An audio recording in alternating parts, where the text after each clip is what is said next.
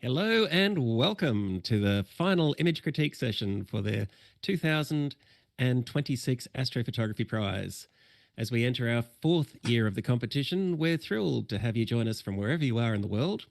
I'm Andy Campbell, and I'll be your panel chair for this session. Tonight we're joined by some legendary astrophotographers, but before I introduce them, I'll just take a moment to acknowledge and thank our sponsors. So first of all, thank you to our major sponsor, Chabot Space and Science Centre in Oakland, California. Chabot are awarding our 2026 overall winner with $3,000 in actual cash. And in addition to that, a selection of the top 25 images from each category will be printed and hung for a whole year in an exhibition at their facility. So that's very exciting. We'd also like to thank our category sponsors, Sidereal and Move Shoot Move, Deep Sky West, Chroma Technology, Voyager Software, and Nebula Nest, formerly known as Rent and Observatory. I'd now like to introduce you to our fantastic panel, and behind the scenes, meet Daniel Bingham. Daniel is the software guru who makes everything work, and we're delighted to have Daniel here, and this is, we believe, some of the very best judging software in the world. And we're not just saying that because lots of other people using it around the world are saying that too. We have Nathan Bingham hiding behind the scenes. Nathan drives the live stream for us, so it's a family affair. And the judges today, we have Steve Boddy, Lucy Hu, and Luke Sharkey. Now, Steve Boddy is an award-winning astrophotographer, music composer and educator based in Melbourne, Australia. He brings a creative and technical background to astrophotography with a strong focus on image processing and collaborative imaging. As a member of the Deep Sky Collective and the New Horizon team, Steve has contributed processing work to numerous collaborative discoveries, including SDS-01, the first identified ghost planetary nebula, and co-authored the research paper led by astronomers from the Space Telescope Science Institute. Welcome, Steve. Hello, everyone. Pleasure to be here. I'd like to welcome Luke Sharkey. So Luke is an internationally acclaimed landscape and astrophotographer based in Tasmania, Australia, renowned for his spectacular nightscapes, aurora imagery, and wilderness photography. Luke's work celebrates the unique beauty of Tasmania's pristine landscapes and dark skies. Luke is a winner of the David Malan Astrophotography Awards and the International Landscape Photographer of the Year. Luke combines technical precision with a deep appreciation for nature. Through his photography, workshops, and advocacy for dark sky preservation, he inspires photographers to connect and protect the environments that they photograph. Welcome, Luke. Thanks, Andy. And last but not by no means least, I'd like to welcome Lucy Hu.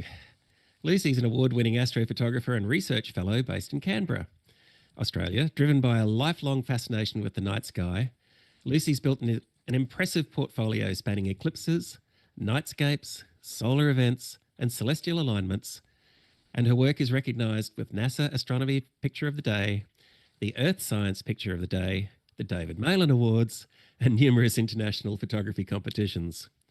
Combining scientific curiosity with artistic vision, Lucy is passionate about sharing the wonders of the universe through photography, whether chasing eclipses across remote locations or capturing rare astronomical events. Her work inspires others to explore the night sky and appreciate the beauty that surrounds us. Welcome, Lucy. Thanks, Andy. Great honor to be here. And we're honoured to have you all. So on to the critique. So for this session, we won't actually be asking the judges for scores, but we will be looking for their input, suggestions, and guidance as to how these images may fare in a competition, and indeed what could be done to improve their chances if they were to go ahead and be entered. So we're going to pick these lovely people's brains, and if you're watching online, I hope you're taking notes because this is a fantastic opportunity to raise your astrophotography standards, because we here believe that a rising tide floats all boats, and we'd really like to see the tide come really high for this competition. So get excited. Entries close in 14 days. So this is the moment to really sort of start knuckling down and thinking about which of those amazing images you've been working on for the last year you're going to enter. So without further ado, Daniel, are we ready to crack on to the first image, sir?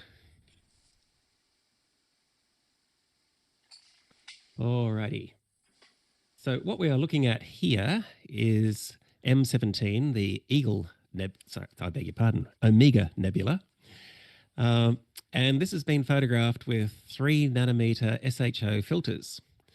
It's paired with a Skywatcher Quattro, Newtonian, and a wave mount using 5-minute subs. This is processed in PixInsight with spectrophotometric color calibration, image blend, and narrowband mapper. Reckon that's one for you, Steve? Mm-hmm. Yeah, it's a really nice object, really difficult to process well. It's a very challenging object to actually process well in narrowband in particular. I've had many challenges with that one as well. I think it's quite well kind of positioned in terms of frame and nebulosity. I like kind of a rusty industrial look that the astrophotographer went with here. Maybe I think when I'm looking at this right now, there is something about like the bottom left corner being quite dark and then the top right corner being kind of diffuse. There's actually a little bit more nebulosity in the bottom left corner. Like to me, it kind of feels a little bit imbalanced here. So I would probably have a look at compensating with these kind of faint surrounding nebulosity, try to get that a little bit better, but really good control of the dynamic range of what's going on in the middle, because this part is really bright, so you can really see the details. Maybe just pushed a little bit too much on the deconvolution. Personally, I would try to back that off a little bit. And with the noise reduction, it seems like it was indeed applied, but maybe a little bit too strong. I might just back it off a little bit. So work a little bit on the shadow details, bring that up, try to kind of compensate with that, what almost looks like a gradient, and just back off a couple of the sliders. And I think you got something really strong here. Thanks so much, Steve. Just for the benefit of the folks at home, what is deconvolution and how is it the kind of thing that can be used in a deep space image processing scenario like this? So deconvolution, essentially, it's trying to kind of compensate for kind of the blur of the atmosphere and the optics that can create. And it's trying to, in a sense, the direct effect is almost sharpening of small scale detail in particular. And it's really good at tightening the stars. Sometimes the stars can be a little wonky in terms of shape. So it does a really good job at doing that. But sometimes, like we all use it a fair amount, so I can kind of see at how much is being applied here. And sometimes it's just good to have a softer touch with these things. Okay. I'm sure that's beneficial for everyone at home. You also mentioned noise reduction. Mm-hmm. Could you elaborate a little more on, I think you suggested this was perhaps a touch overdone in noise reduction? So noise, like a lot of these objects, extremely faint, right? Even though this is actually quite a bright nebula, like these space objects are extremely faint. So you need to take lots of exposures and combine them to kind of see what's going on. And we can't avoid having a certain amount of noise in there. So noise will look like some sort of kind of grainy texture. And sometimes that can be kind of definitely often we have to battle that because there's a fair amount of it, even with bright objects. So we use all sorts of techniques to try to remove that as if it was kind of we had more signal. But sometimes when you kind of push that too hard, you kind of lose the grain of the image. And that sometimes can impact the way you almost feel or connect to an image. You actually get a little bit of sharpness to the eye when you still have a little bit of noise in there. And that's kind of what I'm referring to here. I think it's kind of removed too much of that grain that, I don't know, in a way it makes it more, I connect a little bit more to the image when I've got a little bit of that left. Fantastic feedback. Thanks so much, Steve. That's No worries. That's really excellent. All right, let's go on to the next image, please. All right, so what we've got here is a LRGB HA image of the southern pinwheel galaxy M83. This one's been captured with a Takahashi TSA 120 and a ZWO ASI 2600 Pro mono camera. The field of view of 2 degrees by 1 degree of this setup allows for a nice wide display of this object. Back to you, Steve. I love M83. Great galaxy to process in particular. I really like that you kind of see the kind of outer kind of nebulosity on the bottom right of the galaxy. You often don't see that. Often it gets obliterated in processing. So it's good that it's there. Really good control of the dynamic range with this one, because to get the core really clean and to kind of go through the arms and get the nice structure of it and the faint surrounding nebulosity, I think it's well handled. The small scale detail is also quite well controlled. It's really easy to push that too hard. I don't think it's pushed too hard here. Still a bit of natural noise in the image, which I like. I think, to me, maybe my only thing would be maybe the stars. I think there could be an improvement in the colors of the stars. And I think they're generally a good size. Me, I would kind of almost tempted to reduce them a tiny bit more. But yeah, I think when you have a look at the yellow stars in particular, they're quite reddish, kind of almost a tint towards the rusty color. It seems maybe, I don't know if SCNR was applied to the stars or something like that, but it seems to me that it should be just a touch more on the yellow side rather than that kind of color. There's also a lot more blue stars in this. I don't know. I would probably try to kind of bring that up a little bit, but really good job with all the small scale details. Really hard to do. And yeah, I made just a tiny bit more kind of color saturation with this one, just a touch more. Like it's almost there, but I would just bring it a touch more, and I think it's great. Yeah, really well done. I love the enthusiasm you bring to these critiques, Steve. It's fantastic. It's almost like we're sitting in a classroom and looking for the master there. I love processing these things. Yeah. There appears to be something, I think they call this a tidal tail, a little bit to the right as we look at this object.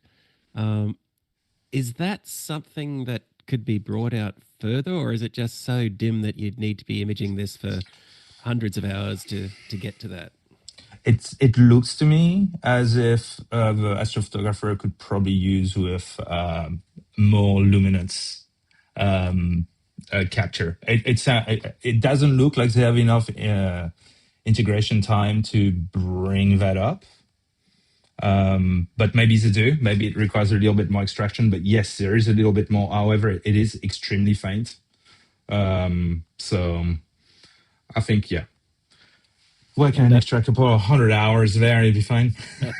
One day I'd like an astrophysicist to explain to me what a tidal tail actually is and how they're formed, because that we've seen a few images lately on some other forums that suddenly we're seeing these tidal tails and halos around galaxies I hadn't seen before, and I'm thinking that's just with the resources that are available to amateur astrophotographers nowadays, it's mind-blowing what people can achieve and capture. Particularly in group scenarios such as the ones you're involved in. Yeah, that's exactly, the kind of objects where if you bring a few people together, all of a sudden you can make the decision, hey, let's actually shoot 300 hours of luminance data and really bring all that up, and to really actually see how the galaxies interacting with the interstellar medium, and often like scientists and astronomers can deduct a lot of kind of interesting facts about how galaxies are evolving and moving with these kind of images. So it's definitely worth getting in a group and investing some time to do that. Amazing. Unfortunately, the competition doesn't allow group submissions. Maybe next year, who knows? Maybe next year. Yeah. Let's go to the next image, please. All right. The image description is at the local boat ramp. We might hand this one over to Lucy. Thanks, Andy. I think this is a fantastic image to me. And clearly we can see a great Milky Way arch above the sky. And I think it gives me a feeling of serenity. And I appreciate the photographer's effort to travel to this destination and spend hours to capture this kind of image. So I think some minor suggestions. The first suggestion I have is I think currently the foreground looks to me like too short. So I think if possible, the photographer might consider to bring back more, more content of the foreground, so that it would give audience some more, richness of the components embedded in the image. Secondly, I think the foreground component currently looks to me a little bit too bright. So if the photographer can consider to tune down the brightness of the foreground, that will be better. In terms of the background here, I think currently I can see it looks to me a little bit like too noisy. So if the photographer can consider to use some noise reduction techniques, or maybe just consider to go with some stacking techniques, I think these kind of noise issues might be fixed. But I think overall it's a great attempt from the photographer. Thank you so much, Lucy. When I zoom in on this one on the very far left-hand side, there's something not quite right going on with the trees where they're meeting the foreground. They seem to be sharp above the horizon and then quite blurry below. Is that something that could be addressed in processing, do you think? Yeah, I think this kind of issue. So there are some kind of like coma issues, and maybe it's because it's caused by a panorama creation. And I think what we can do is first the way we can do is to step down the aperture when the photographer is trying to capture the picture, so that those coma issues might be fixed. Alternatively, the photographer might consider just to crop out some boundaries for each separate image, and then combining them in the software to better blend these kind of issues. Cool. Thank you, Lucy. Luke, got any thoughts to add for this one? Yeah, it's amazing composition, and it's a really nice. Often you go for a centered composition, but the offset here really works well. I think, especially with the boat ramp or pier there leading in. I do see a couple of stitching errors in the foreground, particularly on the lead-in, sort of on the right-hand third down the bottom there, which those sort of technical issues very. Once I see that, I can't unsee that. And then also on the left-hand side, I do agree with quite a soft patch there. Could possibly be as just a stitching error, or perhaps the photographer has a frame that had a sharper foreground, and just to make sure that that's the frame that ends up in that sort of left-hand side for the foreground. And totally agree with Lucy as well in relation to it's taken at night. We want to feel like it's nighttime, and the foreground, being able to see all of that detail in the foreground doesn't make it feel like nighttime. So it's nice to have that more coherent feeling of the image. But really love the direction taken here. One last thing too is the curvature of the image. It's always good to make sure the horizons have a really flat, straight line appearance as well. So do keep an eye on that as well. But yeah, amazing composition and a lot of potential. Do you like a flat Earth, Luke? Well, I'm a bit of a.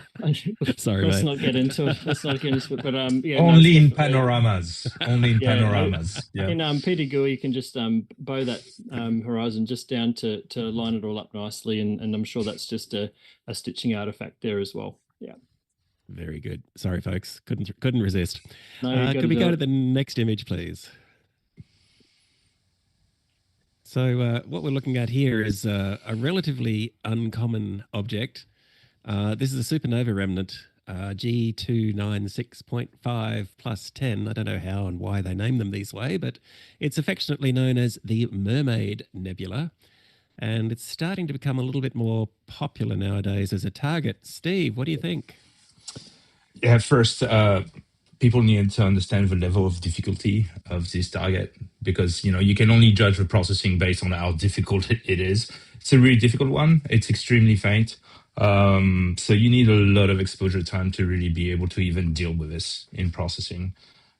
So with that in mind, I think great target. I like the positioning of the frames, that really the main character is not like dead center. It's kind of looking at a little bit of a composition there. So I like that. Now I would say in the processing, a good work on bringing out the O3. There's two things I would mention. There's what I call like the large scale detail and the small scale detail. So small scale detail is really when you zoom in and you have a look at the faint area and the way this is dealt with, and the tiny little structure and the general kind of large-scale detail, which is what you see when you kind of zoomed out. So that large-scale detail, you really brought out the depth of the object really well. I think that's pretty clear. VO3 and the composition, how you brought VO3 out is really good, as well as VHA. However, when I zoom in, this is where, to me, it's starting to kind of suffer a little bit on the small scale detail. I see a fair amount of artifacting due to, well, denoising and deconvolution, essentially.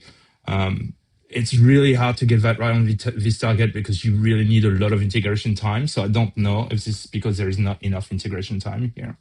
But I see that it's the filaments are starting to get embossed, which is often when you push the deconvolution too hard, or the artifacting that comes from trying to push the sharpening a bit much. So I will kind of back that down. And what I think you will have to do for the background, the soft gray areas in particular, I think you need to treat that separately in terms of denoising. It looks like one type of denoising was applied on everything, but here I would actually apply a different kind of denoising on the background to make it a little bit smoother kind of noise in the background and don't apply the same kind of amount of denoising on the bright filament. So I would kind of treat that a little bit differently. But yeah, otherwise, excellent job, I think. Really brave choice to pick this target. The stars are looking good. But yeah, this is what I've got so far. Thank you, Steve. You mentioned the term artifacts a couple of times. Could you elaborate a little more on what that means and perhaps what people could look for there? So often, I mean, it's really interesting. I mean, it would be interesting to see the raw frames with no processing, and then you compare to kind of the final kind of image. What I mean by artifacts is when you push a process too much and you almost start to kind of have certain things that gets embossed or that's not 100% in the raw, that gets kind of pushed out. Sometimes by kind of really noisy background that you smooth out and then you try to sharpen that is going to create a whole bunch of things that if you look at the raw data, you can't really see. That's what I mean by artifacting. When I can see what you've done with the processing, when I can almost tell what kind of processing you've applied, this is where you may have kind of gone too far. I should not almost be able to tell. When it's really well done, you can't really tell what's been. I know there's been some noise reduction, some deconvolution, but the way it's presented, I can't really fault it. This is what I mean by that. Thank you, Steve. That's really good. I guess it's one of those terms that gets thrown around a little bit, so it's nice to hear what it means. So I guess the takeaway from this one is do more exposure, go deeper. Yeah, go deeper. And another thing also, you may see around the bright stars, you see some sort of a little halo on most of them. It sounds like maybe from maybe the RGB stacks, there was quite a bit of halo in there, and that kind of, you can sort of barely see it. But yeah, just small little things like that, just blending the layers in a way that this doesn't come up would be good. Alrighty, folks. But good job. You heard it from the man, so take that on board. Let's go to the next image, please. All right, so there's no image information on this one. So let's go to our resident expert on interstellar phenomena, Lucy. I think this is a great image to me, and suddenly I think it's the lunar eclipse pops up to my eye, and I think on the right hand side here we can clearly see the Milky Way. I think it's a Milky Way core here on the right hand side. So one good thing I noticed is the image here is quite balanced. So on the left hand side we can see the story of the whole phase of the lunar eclipse, but on the right hand side we can see the Milky Way, so it's quite balanced. And in the foreground here, I think the little tiny house looks quite attractive. So my attention has been attracted by this property here on the foreground. So in terms of some suggestions, I think if possible, because if I zoom in, especially on the left-hand side here, I can see some noisy background. So I think some kind of like noise reduction skills can be added to it. And also, if possible, I think some kind of better blending techniques can also be used between the background and those lunar eclipse component, so that I think it gives audience some natural transition between the background and the lunar eclipse phase.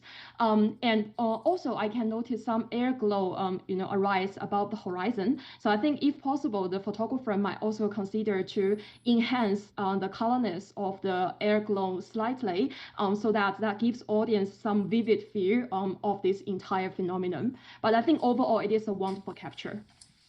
Thanks so much, Lucy. Luke, got anything to contribute on that one? Oh yeah, well, just firstly commend the photographer for the concept here and having the Milky Way and the lunar eclipse in the same frame with a nice central subject there. And it's incredibly hard to shoot something like the very dark sky and then have a very bright moon and trying to integrate that into the same frame. And I feel like there is a lot of challenge with being able to represent the different phases of the moon through that. And so to my eye, the way the moon looks in the frame as it is currently, it doesn't feel like it's a natural sort of rendition of how the moon might be. And that's going to be hard to do given how bright the moon actually would have been on probably an ISO 6400 shot or something like that. So so that's a kind of a blending thing that Lucy was alluding to earlier. And the other comment I just have is around the noise level, and if there's any chance of doing any median stacking or other noise reduction, just to take the edge off that noise a little bit, especially in the foreground area. But conceptually, really beautifully done, and I think it's it's with some more processing could really impress the judges. Thanks so very much, team. That's great feedback from both of you. Let's go to the next image, please. So this is an image of a cometary globule 4 taken over 2 nights in early June. And the entrant is looking for tips on enhancing the brown dust and incorporating the H-alpha without the reds overpowering the dust, and maybe some tips on contrast. What do you got for the entrant, Steve? First, I love this target. I haven't actually had the pleasure of shooting that myself, but it's definitely high on my list. It looks like the worm from Dune, about to eat a little galaxy there. So love the composition is really good. I kind of like looking at it that way. Look, first thing, 2 nights mentioned, 2 nights of shooting. Yeah, that's not enough. You need like at the minimum 5. I would go. I would take a lot of luminance data. So RGB, you probably have enough. I'll go for like 2 hours each filter, but luminance, absolutely as much as possible. This is what you need for the dust. Because otherwise you're going to really struggle being able to bring it together in a way that's going to be noiseless, where you can really both have the color and the dust. So shoot a lot more luminance and bring it together. The combination of RGB and luminance is a tricky one to start with. You really want to make sure that you create, like, it's almost the stretch that you have on your RGB and your luminance need to match exactly before you blend it. Otherwise, you're going to wash out the colors and it's going to be difficult. There are some cool kind of pixel sites.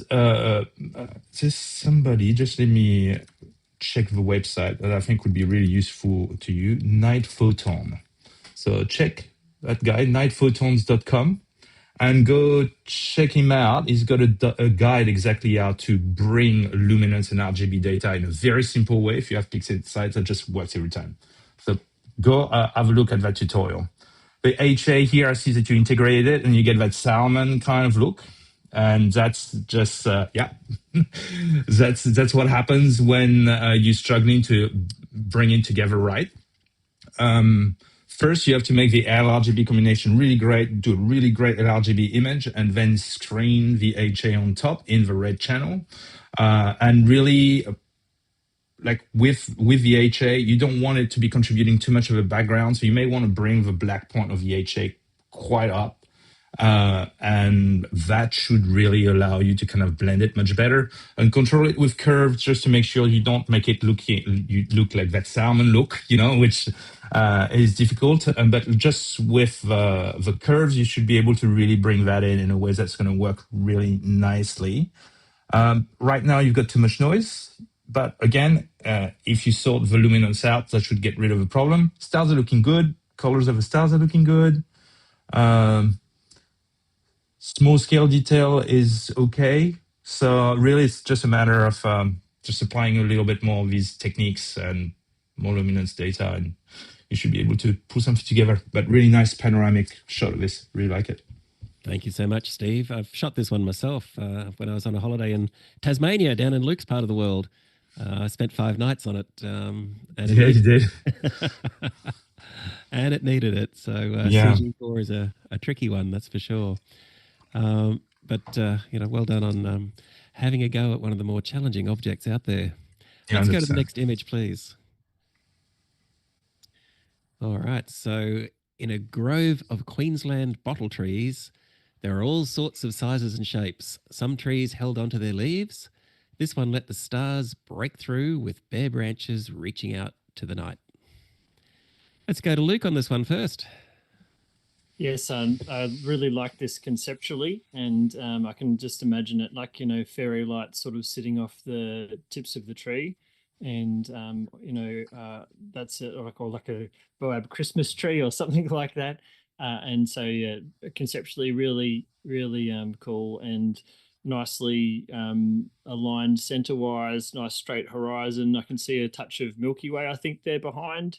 And I think my commentary would probably be around, I can sort of see a taste of that Milky Way. I kind of wish that there was a bit more kind of going on behind, just to kind of create a separation between the foreground and the background. Often with our images, we're trying to connect the foreground and the background together in a way, and it's certainly been doing that with the stars and the feeling of maybe that's part of the hanging off the tree or something like that.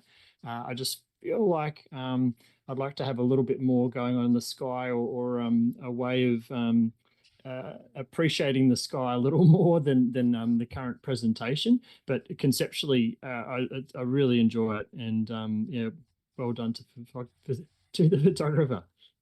Luke, do you think a different time of the year where the Milky Way might be at a slightly different angle or perhaps more visible? Is that what you're referring to? Yeah, I think so. I mean, even a little later in this particular evening, depending on how clean the background was, I think you'd have to rotate around as the Milky Way core rises, and then it just depends on whereabouts what's going on in the background. One thing that really is going well with this image is that the background is relatively clean. There are other trees there on the left.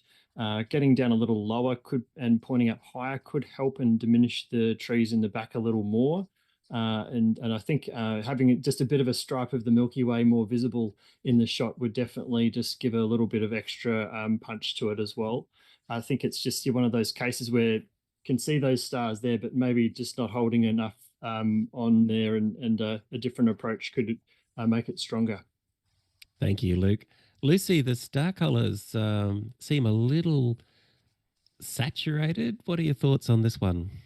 I think so. First, I quite agree with what Luke just mentioned, and I quite like this kind of image because it gives me a great story.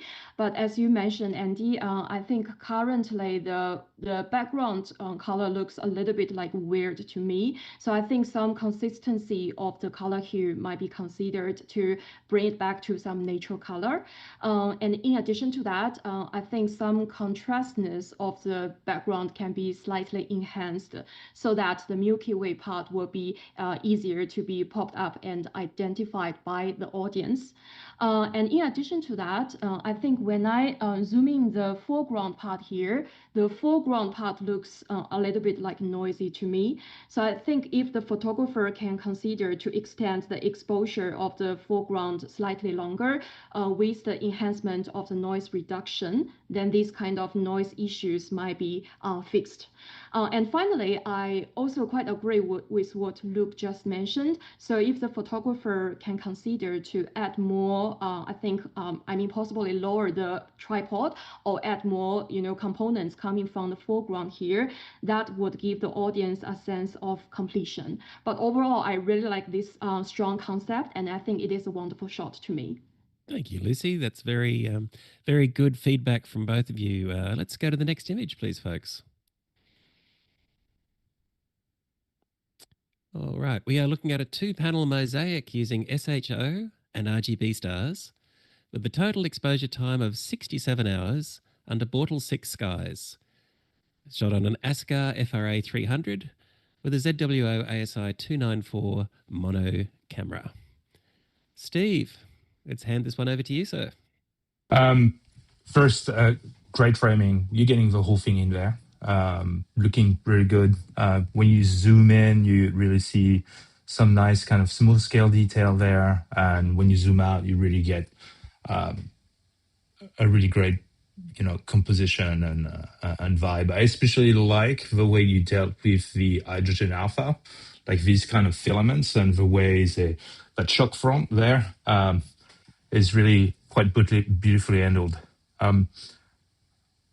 I would think, just looking a little bit closer, what I would try to work on is the way, and I think it's probably the sulfurs that you have in yellow, right?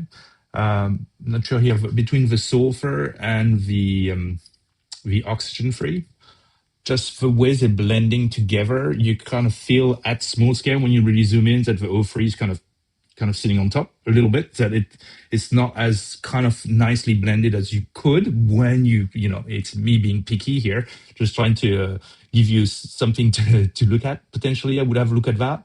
Also, when all the emissions meet, it kind of goes white in your image right now. So potentially there's a little bit of work to be done to try to balance that out. So these highlights are a tiny little bit more controlled to get maybe a little bit more color out of it. But otherwise, yeah, it's good. I really like it. Otherwise, yes, there's still a little bit of grain in the image. The stars are all looking good. The background is pretty good. I'm pretty happy with that, otherwise. Thank you, Steve. In fairness to the entrant, I think the original image of this was 9,000 pixels, so we may have had to reduce it slightly to fit into the competition portal, which might have had something to do with that area that you mentioned. Is it just me, or does this thing look like the alien from the Alien movies? Am I the only one seeing that, like that head on? Yeah, no, I see it. Yeah, that you mention it. It's quite an extraordinary thing. This is the Veil Nebula, isn't it? Yeah, this is the Veil Nebula. Really hard for us to get here in the Southern Hemisphere. Yeah, I think I had a crack at it once from nil, and it was like 9 degrees above the horizon or something. Yeah.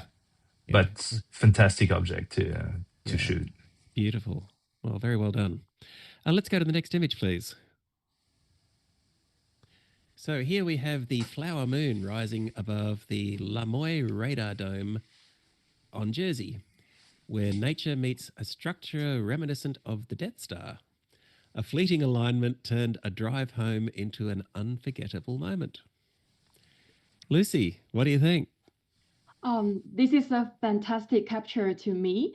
And I think it gives me a sense of like a uniqueness, and it gives me kind of like a dreamy effect, shows me the great story between the foreground and also the background. I think one minor suggestion I would have is possibly the foreground looks too dark to me right now. So if possible, I think the photographer might consider to slightly lift the brightness of the foreground, or if he wants, he can also consider to use some HDR techniques to consider this kind of dynamic range of the exposure. But I think overall, it is a wonderful shot to me. Fantastic. Luke, what are your thoughts on focus with this one? Yeah, I think the probably the part that you want to be in focus, in the back there is where you want it to be. So I think it'd be hard to kind of get the whole thing in focus from front to back. It looks like a compressed focal length to me. So you'd have to be doing some focus stacking to really get that foreground and the background sharp. And so you'd certainly opt for having the sky sharp in this case, given that that's where the primary subject is. And then I think I love the mirroring that's going on there too, with the terrestrial meeting the celestial sort of scenario there. I do get a bit tied up in those sort of the tree branches coming out, and that's just a fact of picturing the moment, and that's what was in the shot at the time. But I kind of see them kind of grasping. I think that's the moon, isn't it? Grasping at it and all of that. But it is that aspect. Yeah, it's trying to work out whether that's an addition or an extra bit of chaos there to the scene. Only other thing I would suggest is it feels very dominant in the bottom left there, and there's a lot of vacant space in the top right. So whether or not you would actually crop the top of the image off a little bit just to kind of have it sitting a bit more balanced within the frame, could be another way to approach it. So you're suggesting a square crop? Or like a 16:9 or something like that, just to have it. At the moment, the way that it works is that you sort of follow the foreground object to the sky, and then it sort of takes you out of the frame, and so maybe that would help to keep the eye in. It's very it's unusual in a lot of ways, isn't it? Because of the interesting shape structure in the foreground and the sort of a moment seen in time. It's a pretty cool moment. Certainly, it's one of those, the best camera you have is the one you have with you at any time. So the photographer's certainly seen this and done well with it. And it's nice to see the clouds in front of the moon as well. Often you see it the other way around and think and realize some tomfoolery might have happened, but that's that's pretty obvious. So cool. Let's go to the next image, please. So here we have a deep exposure of M46 and M47, which reveals faint dust and hidden gems. Keen observers will find not only NGC 2438, but also Minkowski 118 and even the Calabash Nebula. This is taken on a Celestron RASA 11, a QHY 600C full-frame camera, color camera, and we're looking at 10 hours of total integration time. Steve, over to you, sir. Really nice job here, especially with the RASA. Like you've got, RASA is a really fast telescope, which is amazing, but it's got zero tolerance for if you get like your camera sensor just off by 0.2 micron, like 0.2 microns, you're out. So it's really hard to get it tuned right. And it's a QHY 600, is it? Yep. So that's full frame. Yeah. Yep. It's difficult to get that right. It's really difficult. So this looks great. Like the telescope, like the data looks really good. The stars are looking amazing. Really good job with the two clusters and kind of that dust weaving through. I really like that. I think that's really well handled, the dynamic range there with the stars, the way you handled the dust. Just zooming in, my main issue is actually noise. There's a fair amount of it.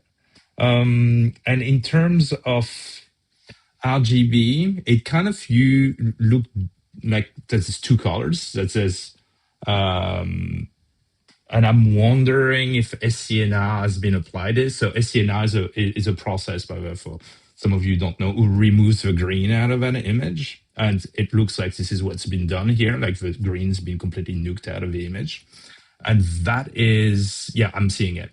So what I would do, and because it's tempting to do that, like I don't apply SCNR at 100%. Sometimes I just apply it at 50% to start with, deal with a bit of denoising, because it makes the dust often look a little bit more natural. Otherwise, you're going to end up with that brown and kind of blue thing. And that's the only thing that's bothering me. Back that off a little bit more noise control, and you got something really nice here.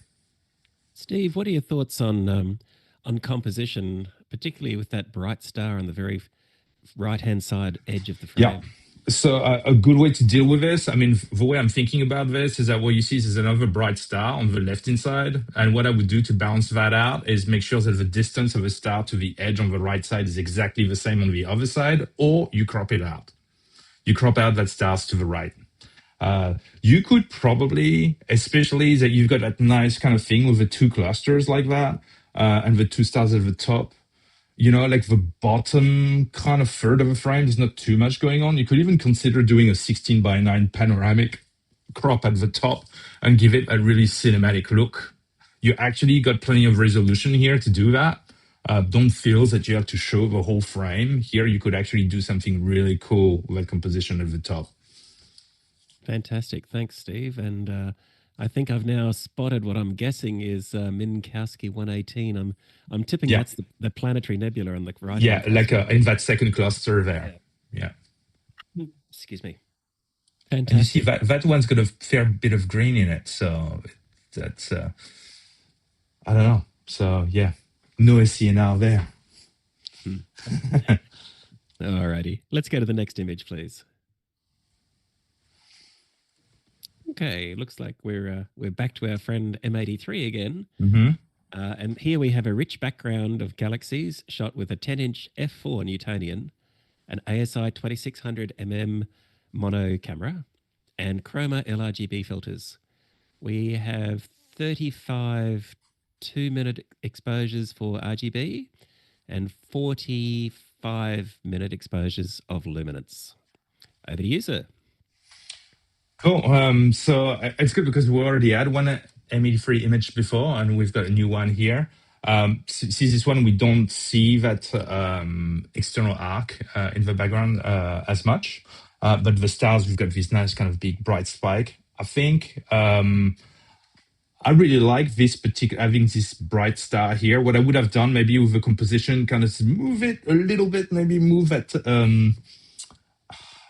that galaxy is almost a little bit too center. I would have kind of off-centered it a tiny bit, potentially actually a crop to kind of get that a little bit more cinematic, but otherwise, good job here. I would say good job with handling the dynamic range.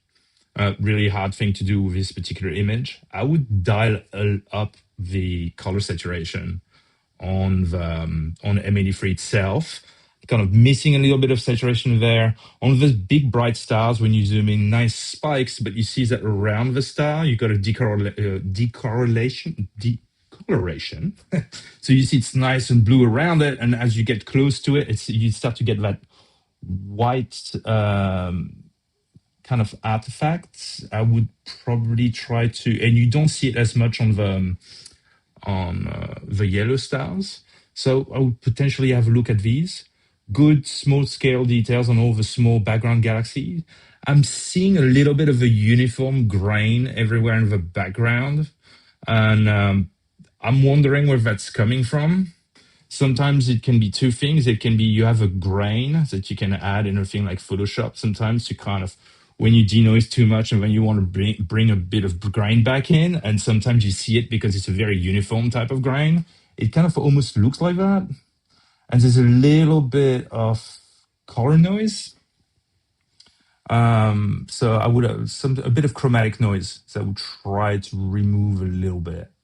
So anyway, like that grainy thing, that's what I would address. A little bit more color saturation. Have a look at these stars to make sure we get some kind of nice color all around them. But otherwise, like, great job. Oh, I'm not hearing anything. Sorry. I was like, oh my God, I've got a problem with my headphones. No, it's sorry. No, I was having a coughing fit before. I beg your pardon. Okay.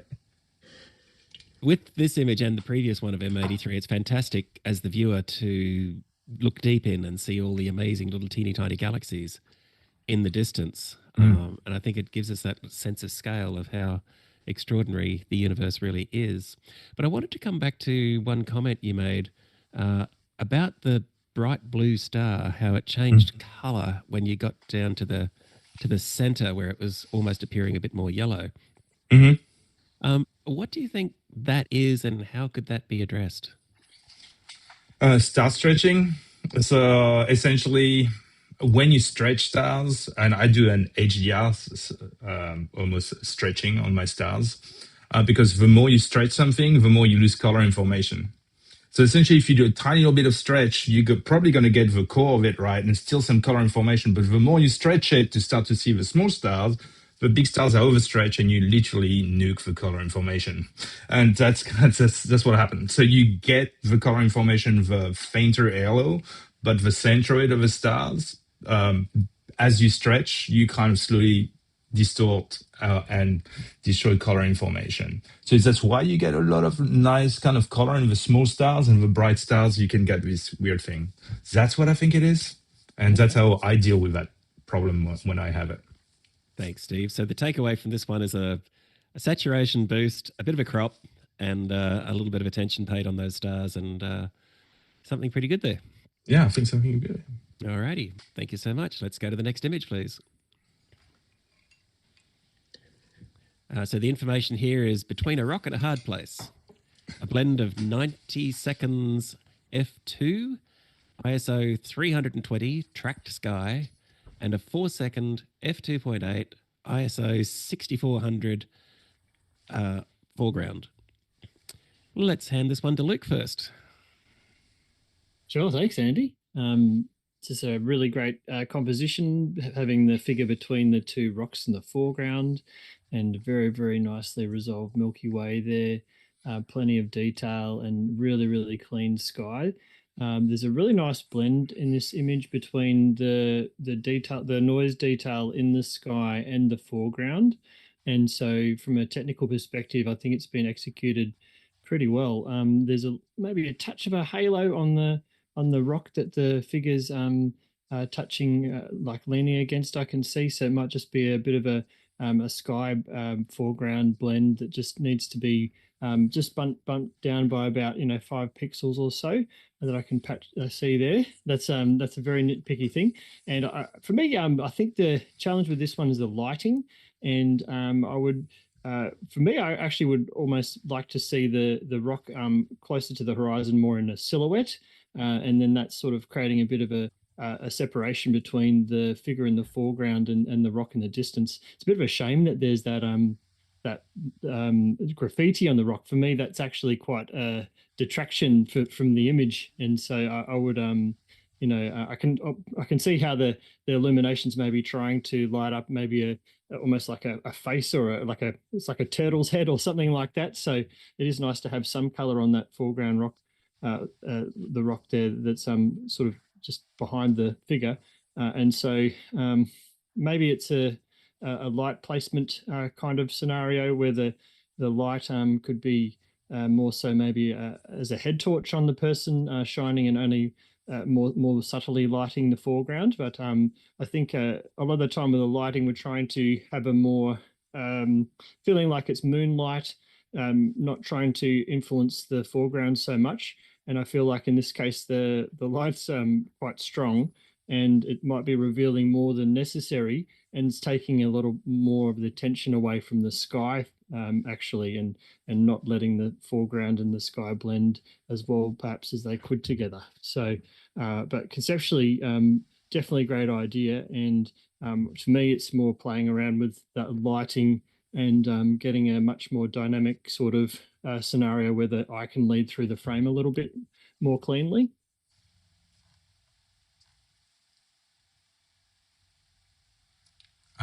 Andy, unmute. Thanks so much, Luke. That's fantastic feedback. Lucy, do you have something to contribute on this one? Thanks, Andy. So I think this is a quite interesting image to me, and I noticed that the Milky Way is well aligned with the foreground, and I really like the contrast come from this background Milky Way part. Firstly, I agree with what Luke just mentioned. I think this even lighting, issue is there. So if the photographer can consider to smooth the lighting, that would be improved, especially for the foreground. And if I zoom in the background here, I also notice that those stars, to me, is not quite round shape. So possibly there are some blur issues arise coming from the background. So I would recommend the photographer to possibly consider to do some better polar alignment to track the star in more accurate position. And I think if possible, the photographer might also consider to expand the exposure, especially coming from the background slightly longer, because currently I think this nebulosity around the row of Yoki is not easy to be identified. But with the longer exposure of multiple images to be stacked coming from the background, I think the detail coming from those row of Yoki would be easier to see. And another issue I noticed is coming from the bottom right here. I think if possible, the photographer might consider to bring back some texture brightness, especially coming from the foreground near the horizon, so that those kind of details would make a balanced tone of the entire image. But I think overall, it is a wonderful image to me. Thank you so much, Lucy. That's plenty of information and takeaways for the entrant there. Let's move on to the next image, please. All right, so this is Aurora Australis, a multi-row panorama. Luke, you like shooting auroras? Oh, do I? And this is a cracker. Absolutely amazing sky and beautifully taken. Plenty of nice detail in the across the frame, and technically looks executed really well. There's a nice amount of detail in the beams, so there's good knowledge of shutter speeds there to get that to happen. The stars in the sky look nice and sharp to me, and overall it's exposed quite well. I think my biggest feedback for this is actually more around composition, and it's just mainly around the fact that got the really nice aurora and beautiful cloud definition going on, and there's quite a big vacant space in the foreground, and so I'm trying to find something that's sort of leading my eye down into that beautiful valley in the distance, and I feel like I'm getting blocked by the fences or the hill that's in the distance, and I can't help but wonder if I was just a little bit further forward and was able to look down there and have a bit more of a leading line taking me down into the shot itself. So hopefully, the photographer has some other frames taken around that time with some different compositions to potentially look at as well. But and not saying that the image as presented is problematic. It's just more from a design aspect and leading the eye into the frame. Do you think So you could Luke, crop that? Sorry, Luke? go ahead, Steve. Yeah, I was just because I was thinking about exactly what Luke was mentioning. Because first, great shot, right? But like I was thinking, if you cropped almost at the bottom of that valley there, and you just cut a lot of that foreground out, that may actually really rebalance the frame potentially. That was Yeah, my it's first thought. quite a nice frame. The right hand side with the gate and leading the eye down into the valley. That's really the interesting part of the image, and how that ties in with the aurora above. And I really feel like that first third of the image, there's another leading line there, but it's not taking the eye really anywhere apart from to the horizon. So I feel like my eye is always staying in that bottom right third. And as you say, Steve, being able to maybe accentuate that area as well.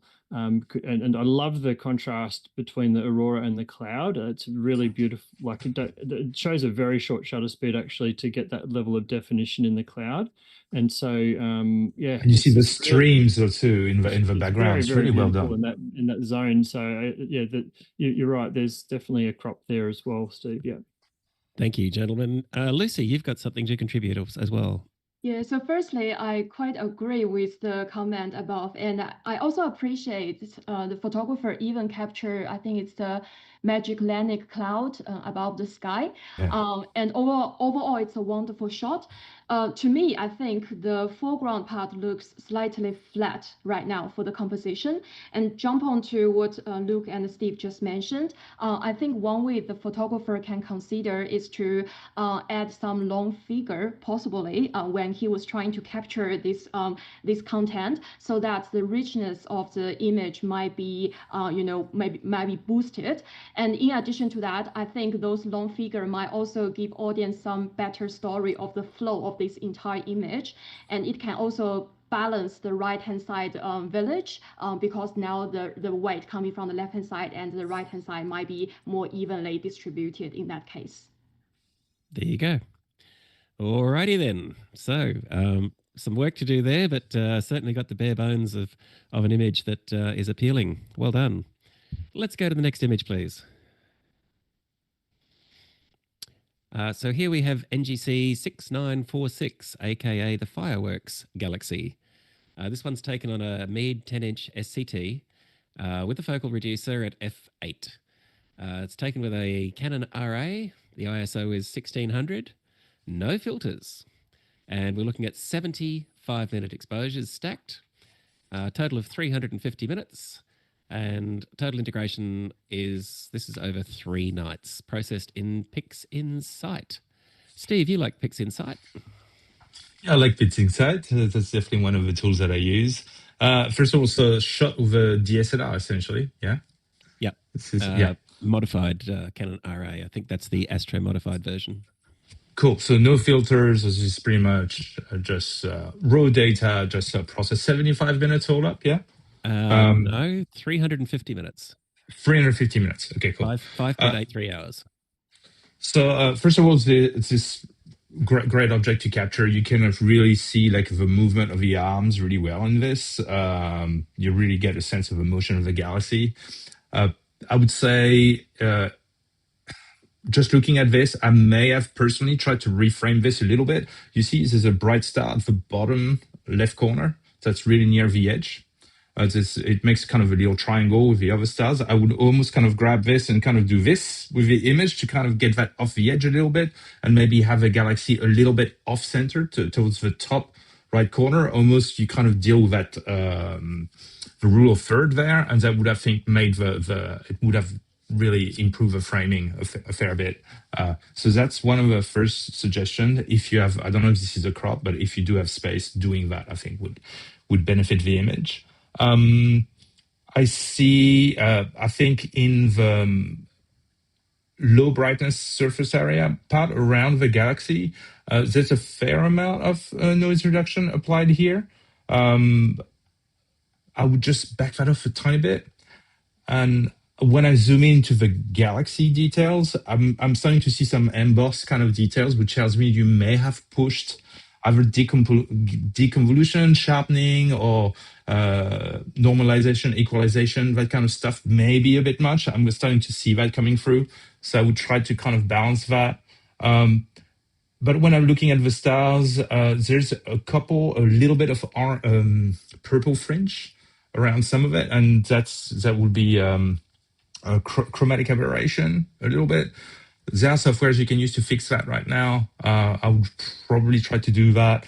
If you actually invert the image, or at least the stars, you invert the stars and apply SCNR to it, it will actually get rid of it.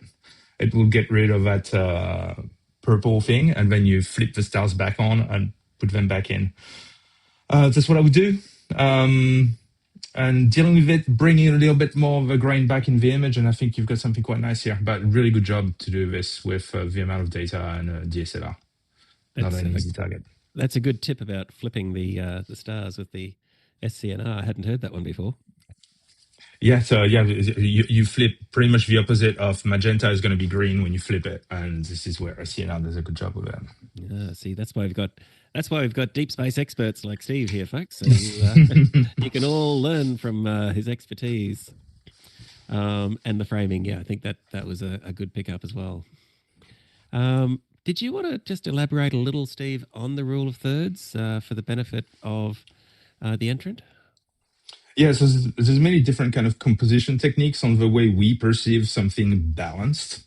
And the rule of third is essentially if you split your image in kind of three, imagine you split your image in three perfect columns, all right, vertically and horizontally. Essentially, what you're trying to do is to get into one of the intersections. So you have four intersections of a rule of third in an image. You're trying to center maybe the focal point of an object toward one of these kind of points. And it tends to instantly make you perceive the image as more balanced. It's something that's used in architecture, in anything, even in songwriting, in literature. There are things we do with the way we structure ideas or even framing that surrounds these kind of ideas. Rule of third is one of those. You have a Fibonacci sequence is another one, where you have that kind of things that looks like a snail. You probably have seen that. That's another balancing technique. You've got obliques. You've got many kind of different ones. But here for that one, rule of third, I think would have worked really nice. Thank you so much, Steve. Let's go to the next image, please. Alrighty, back in the south. This is Mandel Wilson 9, the Southern Celestial Serpent. This reveals faint Milky Way cirrus in Apis, with wispy dust veils drifting before distant galaxies and rich southern stars. Over to you, sir. All right. First, awesome frame. I just love the movement of this. Knows his target quite well. I haven't shot it, but I know, of it. I've seen many different versions of this one.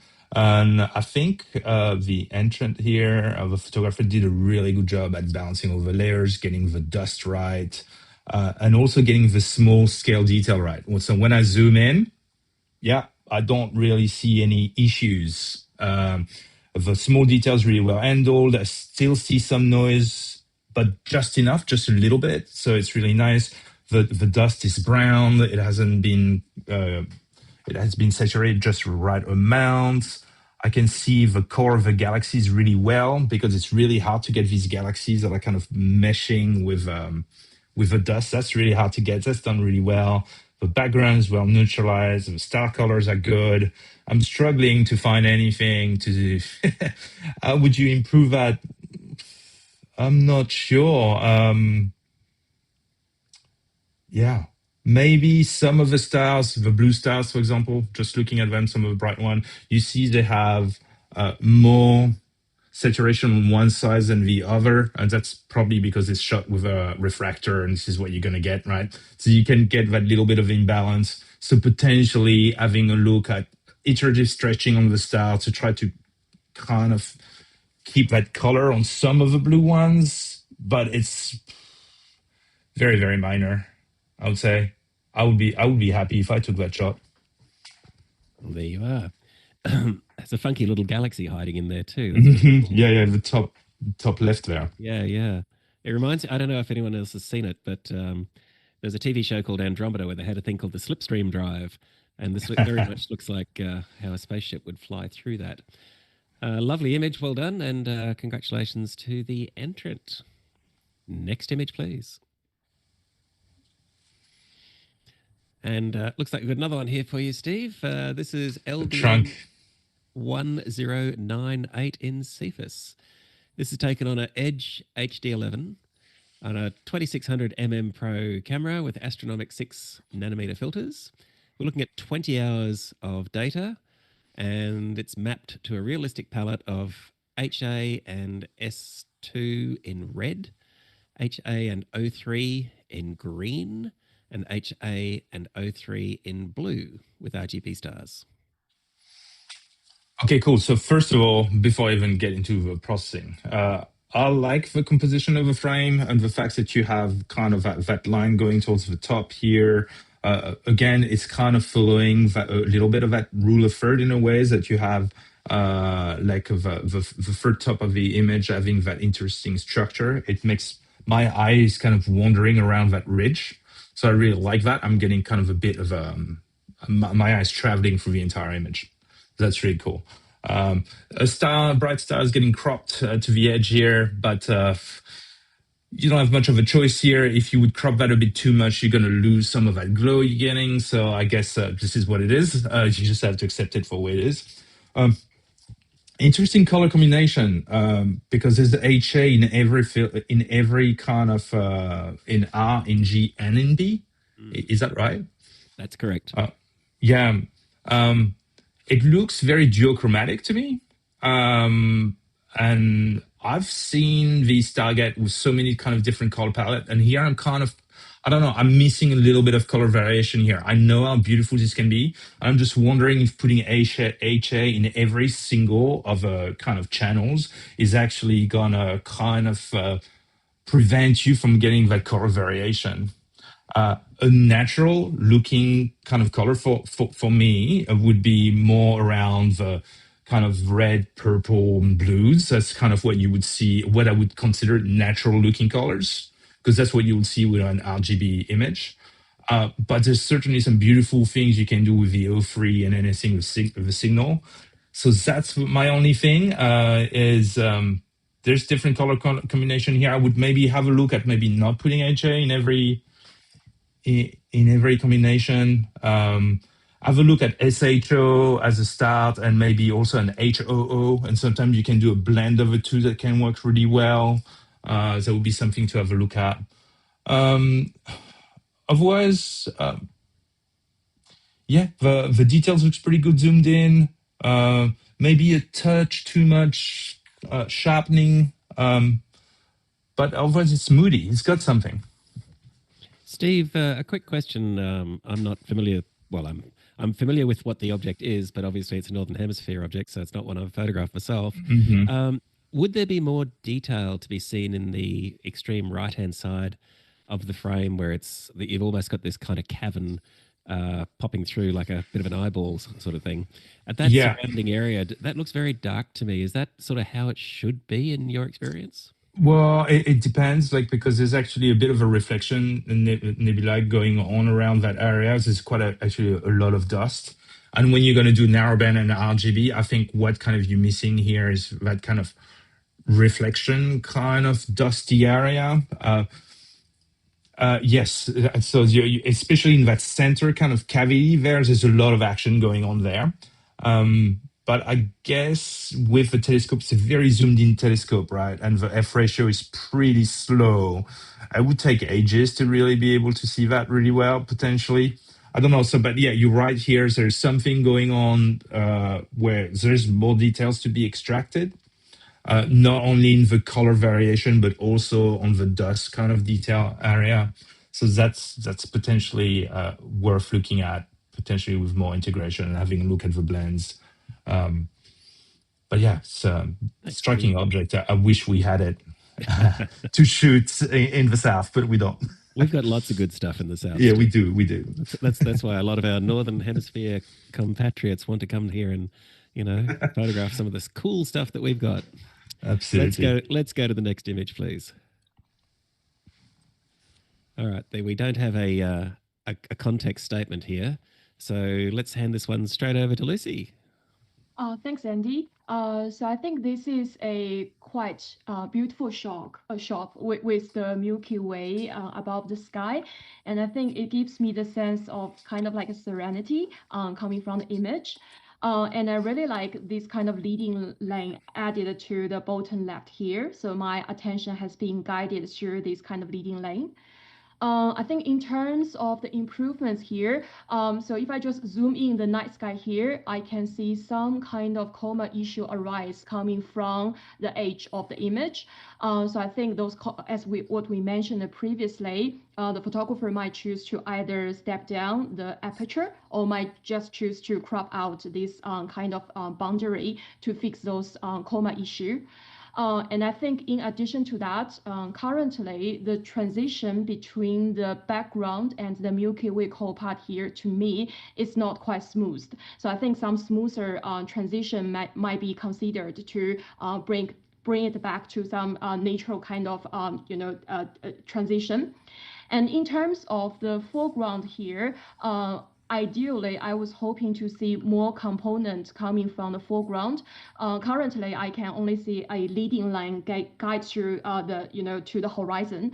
But if the photographer can consider to add in some more interesting elements of the foreground and add some additional space to the foreground, I think that would give audience some better, better dynamic flow of this entire capture. But I think overall, it is a great image to me. Thank you so much, Lucy. Luke, you've been quiet back there. What are your thoughts on composition, and what could be a takeaway from this one? Yeah, I think there's a lot of potential with a shot like this, and there's a few things that could be done to certainly bring a lot more to the fore as it is currently. I feel like the left and right corners, there's a lot of sort of brightness, or they could easily be vignetted in just to hide the softness that's in those corners. And really, it's all about this, I'm assuming, railway track here, and how that's leading the eye through the scene. And so by darkening down those corners and creating a bit of a vignette, we can hide some of the softness in those corners and also draw the eye further forward towards the railway track. It probably don't, it looks like a very dark scene. We don't really need to see so much detail there anyway in those corners. A little bit of chromatic aberration also going on in the stars, and so it's good to check that out in Lightroom. Make sure that that's being controlled through the lens profile corrections and that kind of thing. You'll lose a lot of those blue highlights. Sometimes it can go the other way, and that can be introduced by the chromatic aberration removal. So just keep an eye on that and how that's affecting the stars in the shot there, and also the coma that Lucy mentioned in the corners. But I also think there's a timing chance with this particular shot, and that is that as the Milky Way rises here, you'd actually have it moving much more into the kind of the slot right in the middle of the frame. And so another hour or so, the core would have risen a little bit higher and would have been a bit of a better alignment. And maybe that's there's some frames there where the Milky Way has that more essentially the railway lines leading directly to the Milky Way, which would look really awesome. So certainly a lot of potential and opportunity with a shot like this. Well done to the photographer.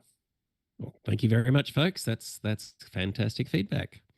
Let's move on to the next image, please. So some information here. This is taken at Death Valley National Park in California.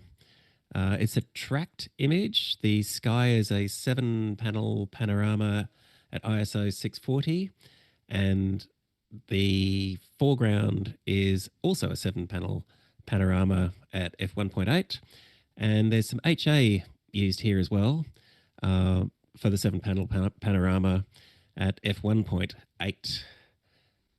So yeah, there we are, Death Valley National Park. Oh, sorry, I beg your pardon. Sony A7 III and a Sony 20mm lens. Over to you, Lucy. Thanks, Andy. I quite like this kind of panorama. And as what the description mentioned, I think the H-alpha RGB kind of way has been embedded into the image. I think if possible, a stronger contrast coming from the Milky Way center part here can be embedded, because I think currently it's a little bit hard for me to make a distinguish between the Milky Way and I think the background. So some kind of contrast might be added. And in addition to that, if I just zoom in the sky part here, I can see some kind of like noise issues around the sky part. So I think some kind of noise reduction might also be embedded into the post-processing workflow. But personally, I quite like this kind of foreground, and I think with the use of the longer exposure, those flow of the cloud also tells me a very interesting story, and it actually present the vastness of the universe. So I think it is a fantastic work, and congratulations to the photographer. Thank you so much, Lucy. Luke, can you have anything to contribute on this one? Yeah, I mean, I absolutely love the lenticular clouds in this. Absolutely stunning subject. I'm trying to work out if the light source behind them is like as a dipole light, or if it's like maybe some light pollution, and it just happens to be positioned really well in the back of the image there. and it does give a really great focal point for the eye to sort of go back in the image. Super interesting subjects in the foreground, and I really love the processing in terms of, it feels like it's night. It's still like, you don't necessarily, you could have just a touch less light in the foreground. There's enough detail in the foreground here to sort of take your eye, and I'm looking in. I should probably not be exploring the foreground so much. I should be wanting to look back into the image. And so there's an opportunity just to darken the foreground a bit, and that's going to push people's eyes further back into the shot, I believe. And the only other thing I was really being nitpicking about is just obviously there's a crazy texture on the actual I'm not sure what kind of trees these are, but they're out there. And the some of the blending is obviously extremely difficult with the sort of the fronds or the leaves that come out of these. And I can see some areas where that's sort of fallen away. And so it's just a bit of a giveaway for a blend. And obviously that's going to be what's happening with the track shot like this. But it's just good to try and keep as much of that detail in those leaves as possible, and that's all those like 1% that you have with these sort of shots. But yeah, really amazing shot, and beautiful light in it, and yeah, I'm really liking it. Thanks, Luke. I believe they're called Joshua trees. That's okay. Got it. Yeah. As in where the streets have no name. The U2 album, that one. I wish we had those here. Wouldn't it be great? Yeah. Yes, I think you're quite right. That is zodiacal light. You picked up that well, sir. Good job. This one, in my opinion, it really looks like night, right? Whereas a couple of the other images we saw earlier had perhaps been a little bit overlit, whereas this one, you definitely get a sense that it's taken at nighttime.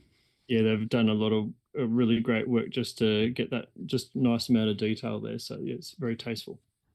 Let's go to the next image, please.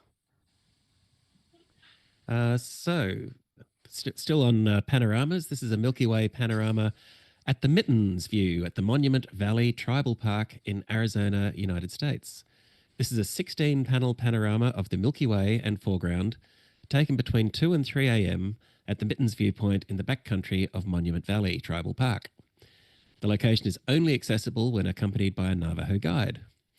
This is taken on a Nikon Z20mm with a Nikon Z2 modified camera. Let's continue with you on this one, Luke. You can go first. Yeah, I mean, what an incredible place to be privileged to have access to, and take a frame like this, and obviously had some compatriots there, and it's an interesting decision leaving the photographer in there on the right-hand side. And I guess that is a storytelling aspect. In some ways, I kind of wish the photographer was facing towards the Milky Way and making it a story about photographing the Milky Way with the photographer facing towards the viewer. It makes it it's a bit uncanny to me in the sense that why would you be facing that way when everyone else is meant to be looking towards the Milky Way? And the road itself is a really great lead in as well, taking the eye in that direction. So that's a question mark, I suppose, a judge is going to have when they see something like that. There's also something just in the bottom of frame.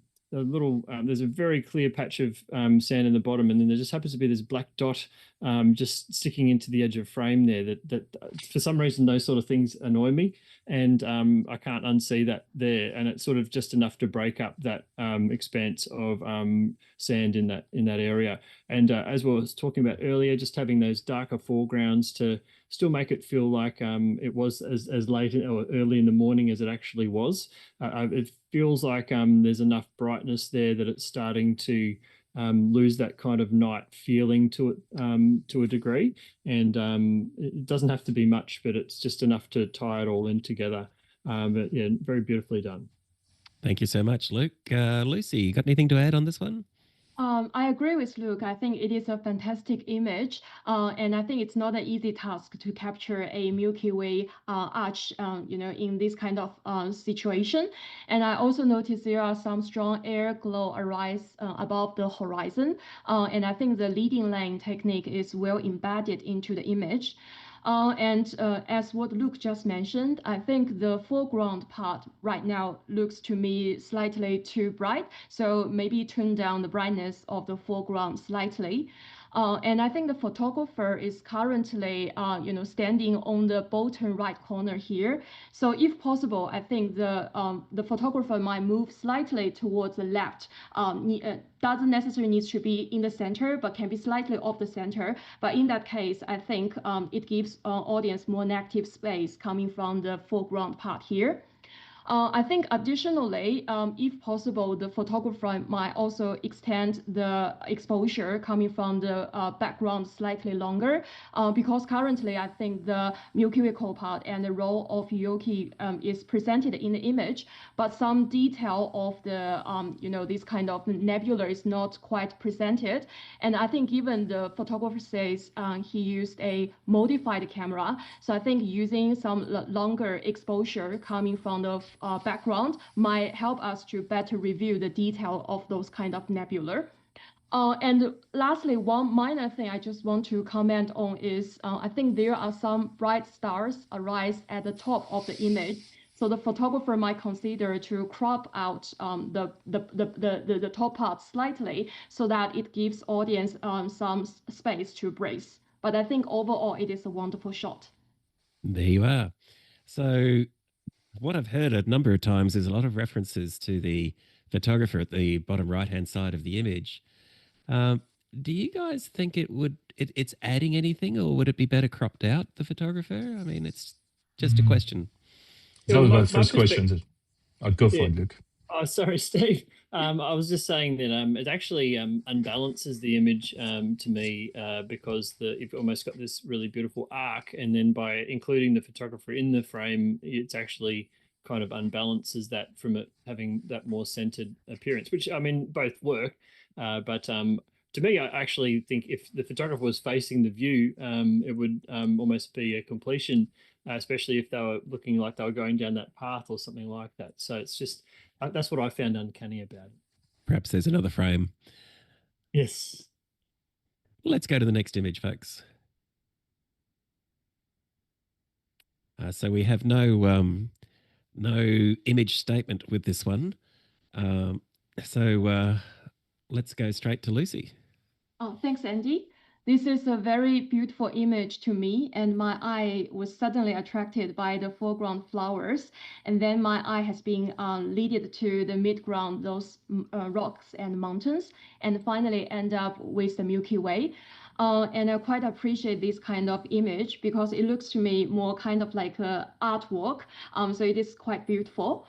And I think I can also see some strong air glow arise coming from the horizon. However, if I just zoom in the image here, especially at the background, I think currently it looks to me slightly a little bit like noisy. So I think some kind of noise reduction kind of skills might be embedded. And also, I think looks to me currently, I think there are too many stars arise in the sky part. So I think some slight, minor star reduction skills might also be embedded into the image, so that the audience will be easier to identify the Milky Way core part and make a distinguish between the background and the Milky Way core part itself. And personally, I quite like the foreground elements, which are those flowers. And I think overall, it is a fabulous image to me. There you are. Luke, thoughts? Yeah, I really like the sky and the detail in the sky. The colors for me a little strong on the air glow front there, so almost really being pushed to an emerald kind of green there, which I mean it can exist in that sort of color, but it does feel quite saturated.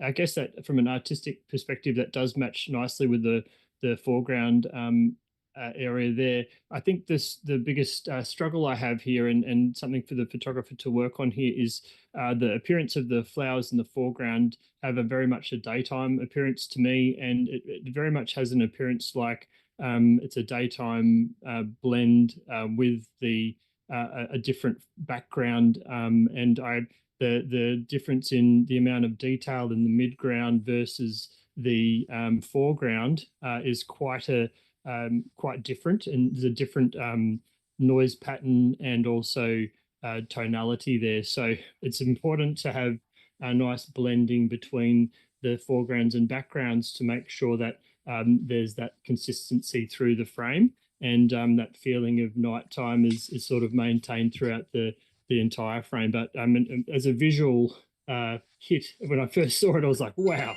it's really, really astounding. But it's just about having that consistency through the frame to hold it through that way. Thanks, Luke. I'm not that well versed in the botanical nature of this, but I'm wondering if are those flowers the kind of flowers that only flower at night? And is that sort of perhaps part of the reason that they're so dominant in this case? It's a very interesting image, I must say, and getting your feedback on this one is valuable. Yeah, it's quite painterly, isn't it? It's very artistic. Let's move to the next image, please. Well, this is one for you, Steve. This is the Seagull Nebula. That's one that we know and well like in our part of the world. Seagull Nebula and Hubble palette with RGB stars. Cool. Yeah, I love the Seagull Nebula. I've done a shot myself, very quite similar in terms of framing to this.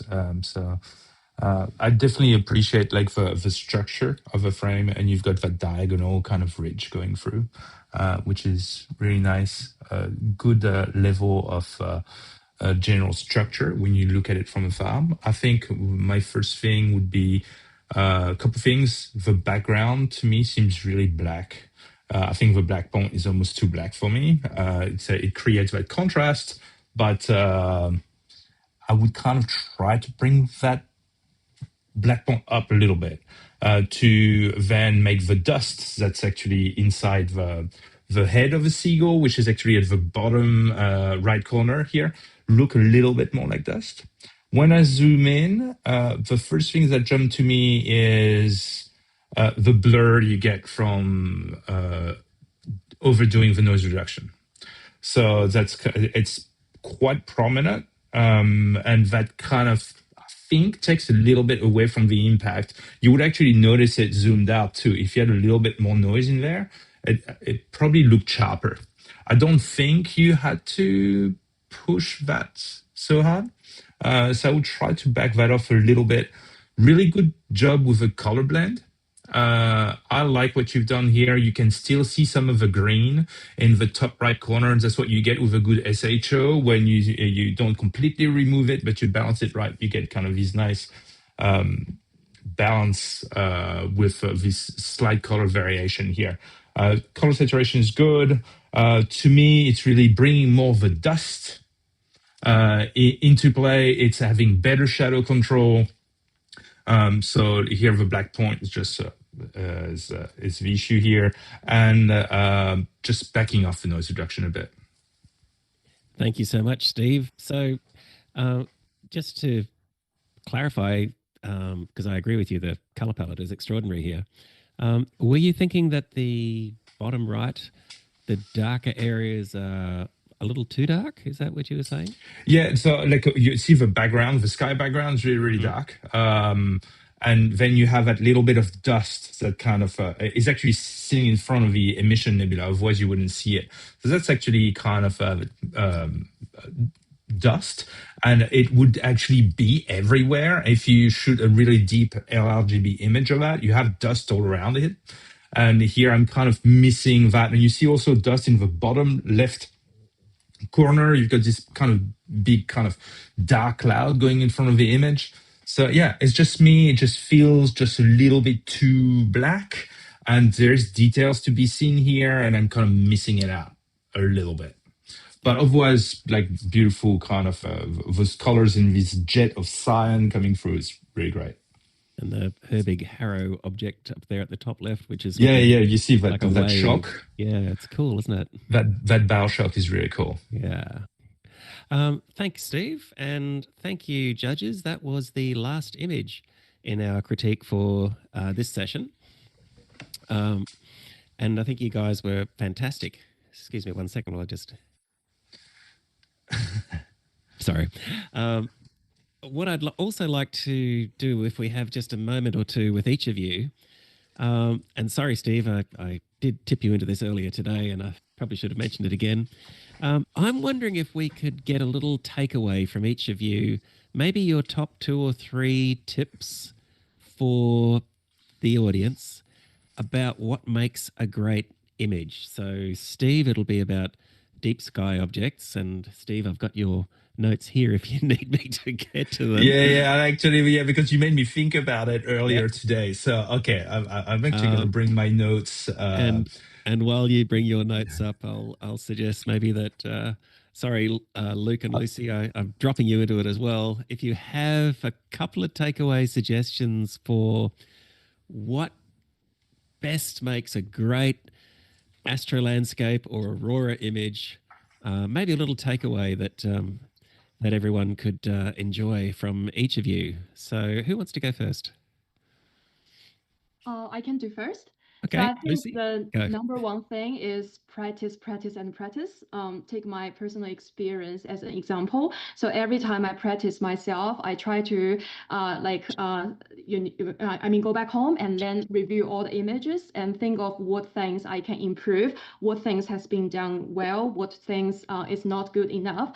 And the next time I'll try to overcome those disadvantages and try to keep up with this kind of advantage side. That's the number one thing. I think the second thing is just like some of my personal feeling is I think to be a good landscape or astro landscape photographer, you need to be very creative. So think of like the vision and aspect that others, never think of, or you try to think of some innovative ideas, try to capture this kind of beauty of the universe. But I think creativity is a very important thing, and also a motivation for the photographer to achieve this kind of, pathway. So that's the 2 things: practice and creation. Yeah. Thank you, Lucy. Much appreciated. All right, gentlemen, who wants to go next? You want a bit more time to think, Luke? Oh no, well, I'm happy to go ahead. You go for it, mate.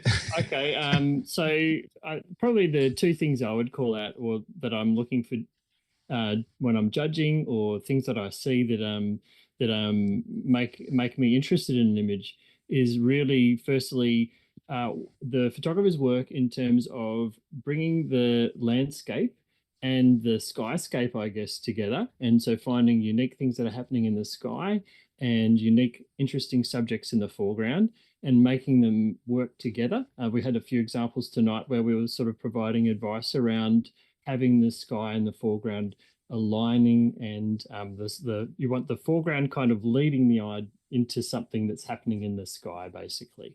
And then on top of that, making sure that it does feel like it's at night time. These are meant to be night images, and we really want the foregrounds, or personally, I want to see or feel like I was kind of there. And if the foreground has that kind of uncanny feeling of being so bright, but then you can see the Milky Way, it's just, it's hard to score that over images that have that more coherence to them. So that's probably two big areas that I'm looking for. Thanks so much, Luke. Steve, over to you. All right. So, and here it's very specific to deep space imaging in particular, the advice I'm going to give here. Number 1 is respect the data. So we understand as astrophotographers what your instruments and your camera is capable of, and your seeing is capable of. So you want to avoid forcing details into an image. So you really want to make sure that a strong image is something that's refined, that doesn't feel forced, and you want to avoid trying to push the data beyond what your instrument is capable of. Somebody who's been doing this for a while is going to pick up on that instantly, and if they pick on that, there's no way you can win a competition with that. So you have to be very careful with that. Deep sky astrophotographers, they're going to zoom in, they're going to see how you handle like the small scale details, because this is the easiest thing to pretty much compromise. So that tells you really quickly kind of the processing skill of the astrophotographer. So don't over sharpen, don't do excessive deconvolution, be careful with the low level detail stuff. If you can't make it work, it probably means that you don't have enough data. But even sometimes you can have like 1,000 hours on a really difficult target. It's still going to be difficult. So you're going to be just careful, like be natural, be a gentle hand with how you handle things. Another thing is because we're dealing with so many different filters that we're going to combine together, it's very easy to not make it look like a photograph, to kind of make it look like a layered cake of stuff. That's actually really hard to blend all these layers in a way that's going to make it feel like a photograph and not a layered cake. So that's an art in itself. So the first thing is really try to pick targets that actually suit your field of view as number one, and have some sort of goal about what you're trying to achieve. Not only with like the structure of a frame, but how you're going to process it. Think about it in advance, because if your goal is to really bring a lot of the dust and the structure of the dust in an image and have it intertwined with VHA, you're going to need a stack load of luminance to make that happen, you know? And it's going to allow you to make decisions ahead of time that really going to affect the processing in a positive way. And finally, just control what you can control, but keep it natural. So any processing you do should be transparent. Sometimes you may have to process the image a bunch of times. You may not get it right first go, and you may have to let it go and come back to it and maybe add some more data. Like, don't jump to the release of an image. Really take your time, craft it. Processing takes as much time, if not more time, sometimes at the entire acquisition stage. You may take 100 hours to capture the image. It may very well take you 100 hours to process it. So just make sure you take your time. Well, thank you so much, judges. Particularly thanking Steve Boddy, Luke Sharkey, and Lucy Hu for their insights and giving up their time on this Sunday evening to review and look at all these wonderful images. We'd like to once again acknowledge Chabot Space and Science Centre for not only backing the winner of this with a very large cash prize, but also hosting a fabulous exhibition in October this year. And we'd like to thank our category sponsors, Sidereal and Move Shoot Move, Chroma Technology, Deep Sky West, Voyager Software, and Nebula Nest. Don't forget that you've got to get your entries in, folks. You've got 2 weeks to do it. Don't miss out, because you'll, be kicking yourself and having serious mofo. But in the meantime, this has been Andy Campbell, and on behalf of Daniel Bingham and Nathan Bingham, the team behind the scenes, thanks so much for tuning in for this session, and we look forward to seeing your amazing images when you enter. Cheers all. Clear skies.